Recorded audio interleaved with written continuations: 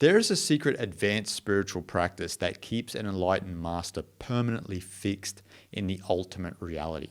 I will explain what that spiritual practice is and how you can apply it to your life.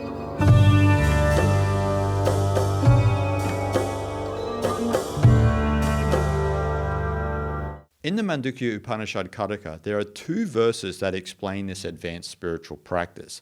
Now, for those of you who are unfamiliar with the Mandukya Upanishad Kataka, this is a text that is probably essential in understanding Advaita Vedanta, because it's not just the Mandukya Upanishad, it's also the commentaries that are provided by the godfather of Advaita Vedanta, Gaudapada, and also Shankara. Gaudapada is Shankara's guru's guru, so like his grandfather guru.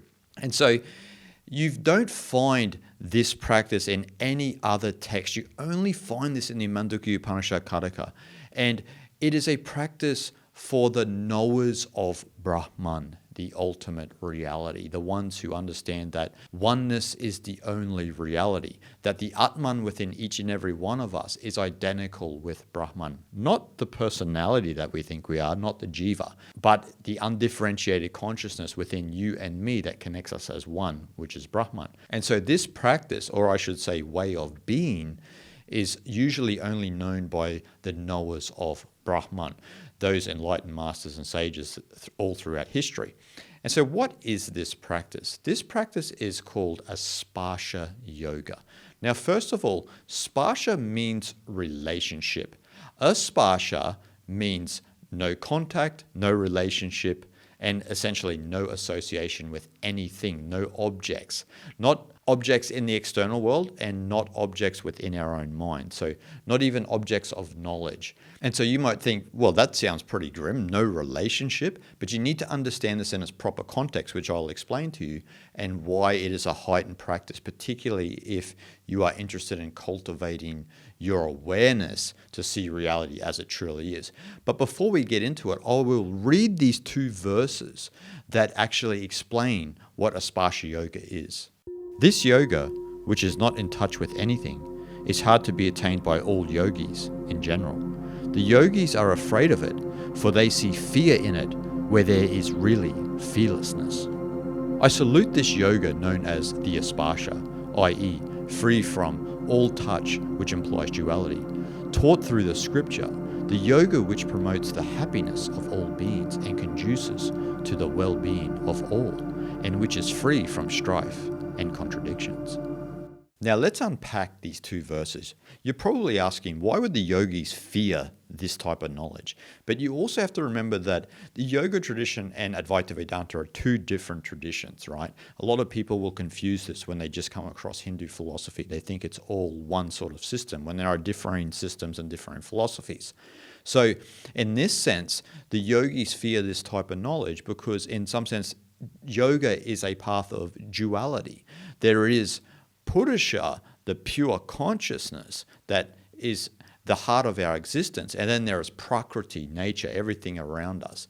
And so there is kind of a bit of a gap between Purusha and Prakriti playing out, where in Advaita Vedanta, all is Brahman, right? Everything is Brahman. It's all one unified consciousness. It's not a world out there and a world in here. It's all one world, so to speak. And so the fear of the yogis comes actually from duality.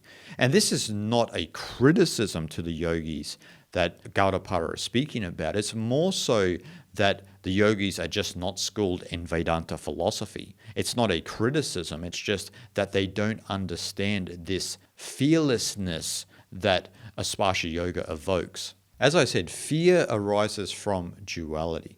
And so the yogis here have an ingrained fear of a Sparsha Yoga because they believe that this is the annihilation of themselves, the complete and utter annihilation of their existence, which actually is not true. What they don't know, because they don't understand Advaita Vedanta philosophy, is the annihilation here is the annihilation of the jiva, the persona system. to reveal that Atman is Brahman, so that your ultimate nature is identical with Brahman. And so you could relate this a little bit to Purusha, right? Because Purusha and Atman are almost similar in that sense, where they are that ultimate nature within ourselves, but the philosophy around it is a bit different about how we understand the world in a particular worldview, from duality as opposed to non-duality. And so this is where the yogis had got it wrong. It's not the complete and utter annihilation of your existence. It's just the annihilation of your jiva. It's to reveal this Atman. And so the true fearlessness here is Brahman. Brahman is true fearlessness because it is ever pure, ever illumined, and ever free. It's ultimate liberation. Liberation is our true nature. This is what Advaita Vedanta is always explaining to us. We are never bound. We are forever free, but we identify with the jiva, right? We are not identifying with the ultimate reality of Brahman, which is complete fearlessness. When we abide in the jiva, then we have fear because we believe in a dualistic world. But there is no opponent. There is no opposition. And this is what the second verse was explaining, that when we understand Asparsha Yoga, we are free from strife and contradictions because there is no jiva and essentially no opponent. There is no opposition. It's all one. That's what the Mandukya Upanishad is explaining. And so when we practice Asparsha Yoga, what we're doing is we're not trying to make contact with anything. We're not trying to allow our jiva to get entangled with the objects of reality, within or without. So if there's all of this craziness in the world, you are actively sensing if your jiva is getting entangled with that drama in the world, right? This is where we need to practice viveka, discernment, so the ability to discern in our mind between this and that, like when our mind is getting entangled with objects of knowledge, with thoughts, with thinking, with dramas in the world, and also vairagya, so dispassion, so not having an attraction for worldliness. These two practices are essential so that we can continually bring our mind back into its pure nature because we are not associating with anything. We continually pull our mind back into its pure state, which is unstained and pure. So you need to focus on your world within, your own subjective view of the world. You essentially have to clean your mind so it becomes like a jewel, like a clear mirror, where images just reflect in the mirror but are not part of the mirror. There is just a reflection there. They don't become the mirror itself. And this is what Asparsha Yoga is. Your mind is completely pure. And even though images and reflections may be coming into your existence, they don't become a part of your being. And so the more crazy the world becomes, the more you have to go within to see where the world comes from. You need to expose your own subjective view of the world. You have to see how you are framing the world, how you have an opinion on matters, how you see the world. Do you see it through your conditioning? Do you see it through all of these things that you think you are, and then you decide that that's what reality is? And so then you have an opinion and agenda, what you think the world should be, according to how you think it should be, right? So that's what the subjective view is. We all are seeing through rose-colored glasses. But to expose our subjective view, we have to be sincere on the spiritual path, right? And this is where Asparsha Yoga comes in. So you need to sincerely ask yourself is, do you have a side? Do you have a side, really? Like, are you on this side or that side? Are you up or down? Do you have an agenda to push on people? You need to realize that any side is the result of external influence. You've been conditioned, so then you're part of this team or that team over there. And you believe whatever the team believes. And so this is what external influence has done to you and done to many of us. So then we can't see reality as it truly is.